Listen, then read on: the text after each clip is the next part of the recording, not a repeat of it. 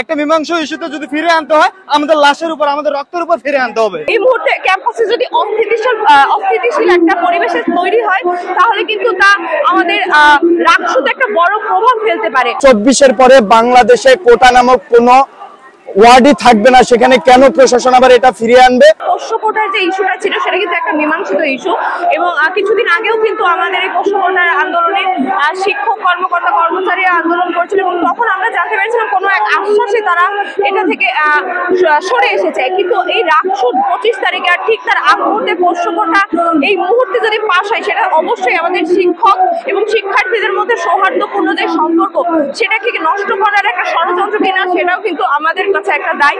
এবং এই মুহূর্তে ক্যাম্পাসে যদি অস্থিতিশীল একটা পরিবেশের তৈরি হয় তাহলে কিন্তু তা আমাদের রাষ্ট্রতে একটা বড় প্রভাব ফেলতে পারে, এবং এটা ইন্টেনশনাল কিনা সেটা নিয়ে কিন্তু অবশ্যই আমার একটা সংশয় রয়েছে। আমরা এখানে রাষ্ট্র করছি সকলের মধ্যে ন্যায্য সমতা ও অধিকার আদায়ের জন্য, আর সেখানে আমাদের প্রথম বাধাই কিন্তু সেই পোষ্য কোটা আবার চলে এসেছে রাষ্ট্র হওয়ার ঠিক আগের মতো। 3 যুগ পরে আমাদের রাষ্ট্র হতে যাচ্ছে, আমাদের প্রাণের দাবি রাষ্ট্র। সেই রাষ্ট্রকে বানচাল করার জন্য এক শ্রেণীর শিক্ষক কর্মচারীরা এই রাষ্ট্রকে বানচাল করার জন্য এই পোষ্য কোটার মধ্যে মীমাংসিত ইস্যুকে সামনে নিয়ে এসে রাষ্ট্রকে বানচাল করার চেষ্টা করছে।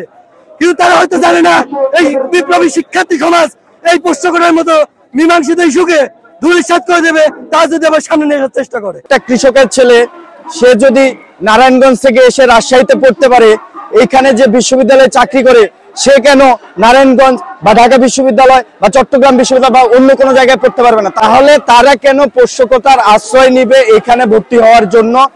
যেহেতু 24-এর পরে বাংলাদেশে কোটা নামক কোনো ওয়ার্ডই থাকবে না, সেখানে কেন প্রশাসন আবার এটা ফিরিয়ে আনবে? সেই বিরুদ্ধে আমরা এখানে আজকের অবস্থান। পোষ্য কোটা প্রশাসন যে পোষ্য কোটা ফিরে নিয়ে আসতেছে, এই পোষ্য কোটার বিরুদ্ধে আমরা জিরো টলারেন্স ঘোষণা করছি। এই মীমাংসিত একটা ইস্যুকে আবার কোনোভাবে ফিরে আনতে আমরা দিব না। একটা মীমাংসা ইস্যুতে যদি ফিরে আনতে হয় আমাদের লাশের উপর, আমাদের রক্তের উপর ফিরে আনতে হবে।